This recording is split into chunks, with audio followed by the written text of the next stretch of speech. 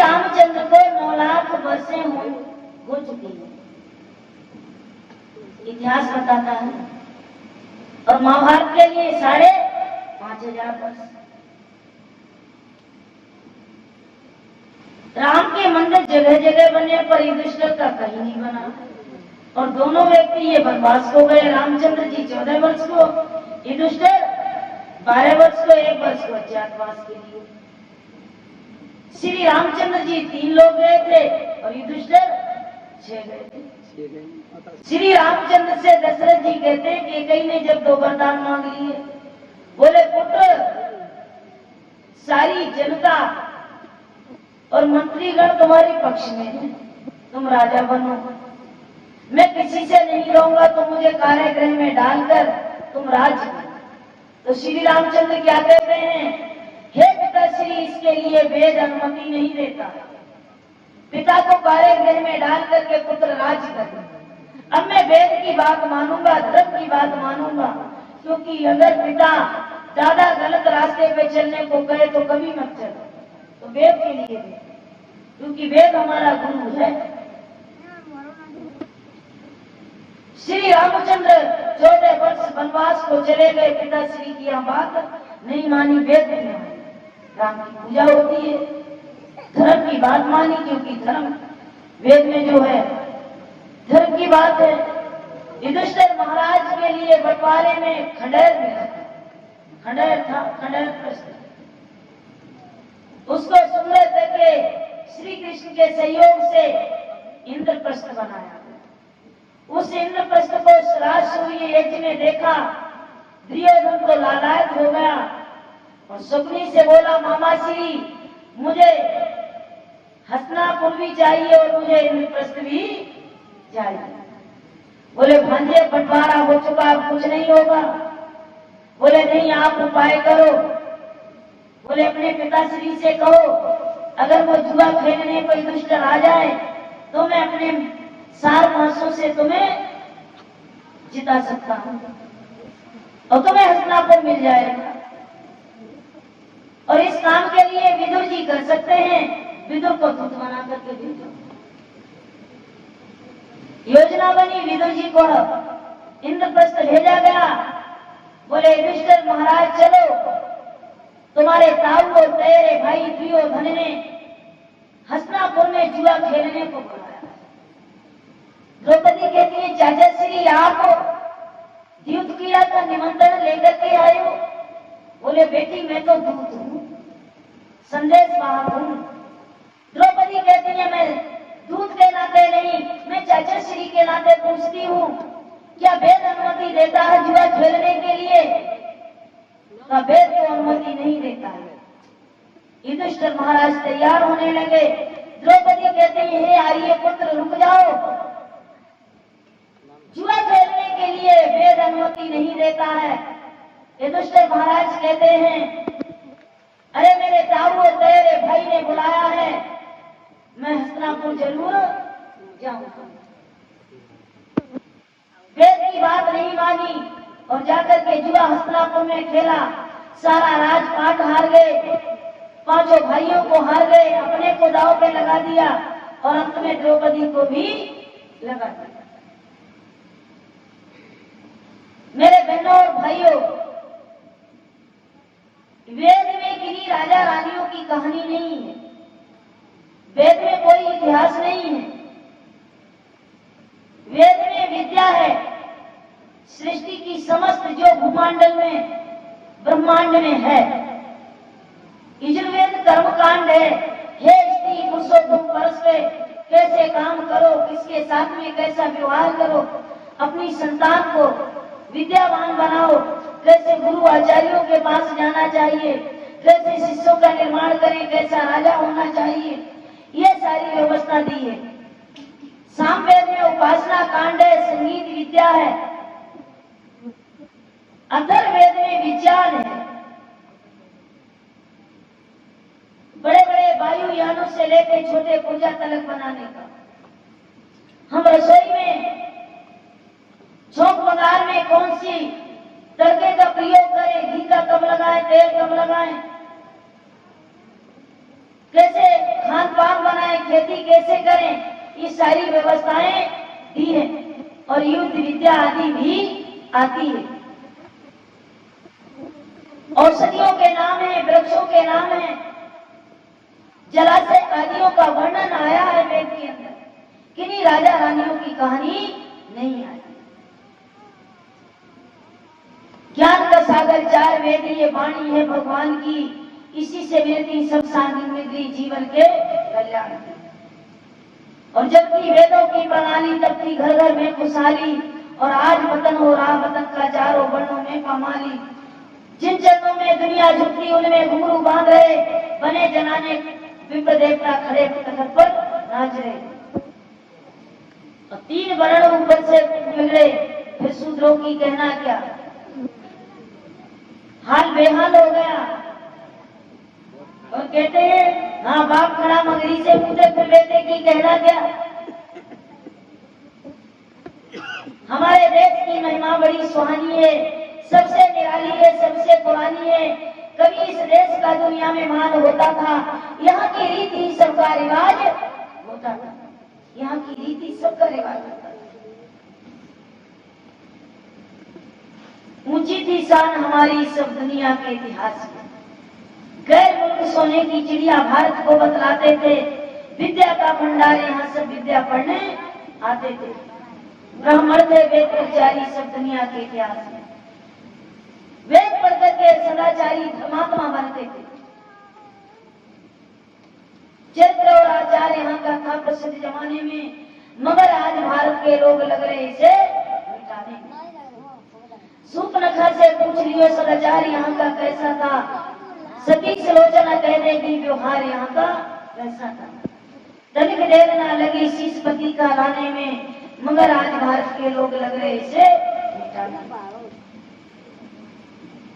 संयम ब्रह्मचर्य से रहते थे, स्त्रियां पतिव्रत धर्म का पालन करती थी। प्रत्येक पुरुष यहाँ संयम से रहता था, पत्नी व्रत बन के रहते थे। एक नारी सौ महतारी। हमारे यहाँ 4 वर्ष की बालिका को भी माता कहकर के ऋषि दानंद ने पुकारा है। नवरात्रियों में कन्या रूप ब्रह्मचारिणी को पूजते हैं। हर नारी माता स्वरूपा होती। श्री राम सूपनखा परम सुंदरी को ठुकरा देती है। लक्ष्मण उसे माता कहते हैं, वो कहती है मैं तेरी माता कैसे हुई, तो मैं सीता को माता कहता हूँ, और जब भैया राम की पत्नी बनने को गई तो तुम भी मुझे सीता के समान लगने लगे। श्री कृष्ण रुक्मणी को रथ पे बैठा के ले आते हैं। 12 वर्षों तक कोई शारीरिक संबंध नहीं बना। संध्या में श्री कृष्ण भगवान बैठे हैं, रुक्मणी हाथ जोड़े खड़ी हैं। संध्या से उठे, बोले देवी जी कुछ कहना चाहती हो? कहा हाँ, सारी मेरे साथ की कन्याएं पुत्रवती हो गई, मेरी सहेलियां, मैं भी पुत्रवती बनना चाहती हूँ। श्री कृष्ण भगवान कहते हैं कैसा पुत्र चाहिए? कहा आप जैसा हो। कहा तो और तपस्या भी 2 वर्ष की करनी पड़ेगी। बद्रीनाथ जाकर के तपस्या करते हैं, जंगल के फलों को खा करके, बेरों को खा करके, ब्रह्मचर्य का पालन करके एक पुत्र को जन्म दिया। और मूर्ख ठगिया लोगों ने, धूर्तों ने 16,108 नारियों का पति बना दिया। जो एक नारी का चीर खिंचता हुआ नहीं देख सकता है, नंगे पैरों दौड़ा चला आता है, वो गोपियों के चीर चुराएंगे। जिन नंद बाबा के घर में 9 लाख गायें पली थी, उनमें 2-4 लाख गायें तो दूध देती होंगी। वो व्यक्ति चोर होगा, माखन चुराएगा? विचार करो। ये सारा थोपड़ा थोपा गया। अर्जुन के पास में उर्वशी इंद्र अखाड़े की परम सुंदरी अप्सरा आती है, कहती है हे अर्जुन, मैं पुत्र चाहती हूँ जिसमें बल तेरा हो, रूप मेरा हो। अर्जुन कहते हैं अरे तुम मुझे माता कुंती के समान लगती हो, तीनों लोगों का राज तुम्हारे चरणों में डाल दूंगा। बोलो क्या अनुमति है? और जो तुम इच्छा लेकर के आई हो वो तुम्हारी कभी पूरी नहीं होगी। ये मेरे यहाँ का उज्जवल इतिहास है।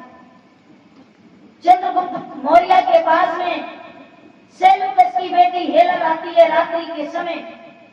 सेल्यूकस में और चंद्रगुप्त मौर्य में युद्ध चल रहा है। वो उन पे आकर्षित होकर के रात्रि में निकल के अपने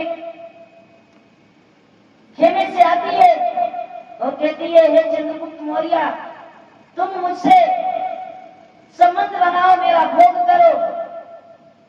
का मैं कुंवारी लड़की पे हाथ नहीं रख सकता। 1 महीने में तेरे पिता को जीत लूंगा और तुझसे विवाह संस्कार कर लूंगा। और यही हुआ। तो चरित्र और आचार्य हम गाथा प्रसिद्ध जमाने में, मगर आज भारत के लोग लग रहे इसे मिटाने। इतना ही नहीं, वीर शिवाजी के दरबार में गौड़ा बानू के लिए धोखे से बक्से में बंद होकर के आ गई। मंत्रियों ने कहा, सैनिकों ने, सेनापति ने, चलो अपने राजा का मन देखते हैं कैसा है। 28 वर्ष की उम्र है, नौजवान है, और कहा, महाराज हम आपके लिए एक तोहफा लाए हैं। बोले, क्या तोहफा है इस डोली के अंदर? बोले, हटाओ पर्दा। जब पर्दे को हटाया तो होठों को चबा करके दांतों को पीसते हुए कहते हैं, अरे तुमने वीर शिवाजी को इतना गिरा हुआ जान लिया है जो किसी की नारी के साथ में ऐसा सोच सकता है? अरे मेरा बैर तो पुरुषों से है, स्त्री और बच्चों से नहीं है। और गौरा बानो तुम बहुत सुंदर हो। यदि इतनी सुंदर मेरी माता जीजाबाई होती तो मैं भी इतना ही रूप रंग सुंदर पाता। नकाब को फाड़ देती है और ऊपर को हाथ उठा करके दुआ करती है, ऐ परवरदिगार, मैं तो फरिश्तों की कहानी सुनती थी, आज मैं साक्षात फरिश्ते को देख रही हूँ, वीर शिवाजी को। और कहती है, पाइए फतेह तुमने दिल की खराबियों पर, पाओगे फतेह एक दिन तुम अपने दुश्मनों पे। इस दरबार में रखी है इज्जत है हमारी, इस खल्क में रखेगा इज्जत खुदा तुम्हारी। बहुत सारा धन देकर के बेटी की भांत विदा करते हैं गौरा बानू को वीर शिवाजी। जसवंत सिंह का भाई दुर्गादास औरंगजेब की जेल में बंद है। रात्रि को गुलेनार नाम की औरंगजेब की रानी चाबियों का गुच्छा लेकर के दीपक जला करके आती है। कहती है, दुर्गादास, मैं तुझ पे आसक्त हूँ, तू मेरी भावना को समझ और मैं जेल से अभी तुझे छोड़ दूंगी। ये चाबियों का गुच्छा लेकर आई। पीठ देकर के दुर्गादास खड़े हो जाते हैं और कहते हैं, यदि मेरे हाथ में तलवार होती तो तेरा ये शीश कंधों पर नहीं होता। तेरी हिम्मत कैसे हुई? भले को मैं फांसी चल जाए, चाहे लोहे के कोलू में मुझे फेंक दे, पर ऐसा कृत्य मैं कभी नहीं कर सकता हूँ। राजा की पत्नी तो माता के समान होती है। आप तो ने सुना करके, हाँ भाई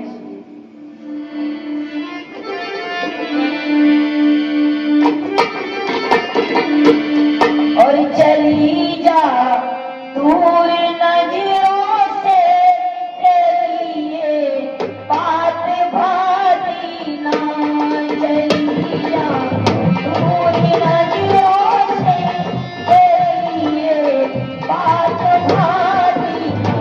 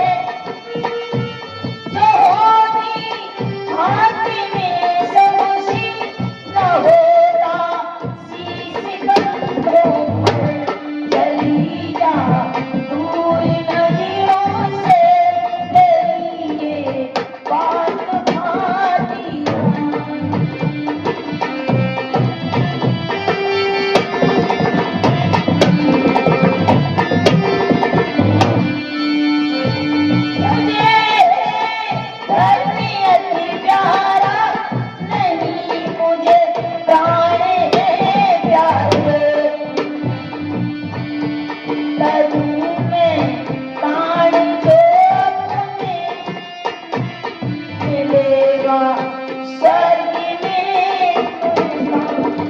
मुझे स्वर्ग में स्थान मिलेगा, ये मेरे यहाँ का कर्तव्य धर्म था। तब गीत गाए जाते थे, ऊंची थी शान हमारी सब दुनिया के इतिहास में। हर स्त्री पुरुष स्वयं स्वयं धर्म का पालन करते थे, मृत्यु से नहीं डरते थे, और मृत्यु तो आनी ही आनी है। इस शरीर तो नश्वर है, आज नहीं तो कल। आप सबने बड़े धैर्य पूर्वक सुना, इसके लिए धन्यवाद।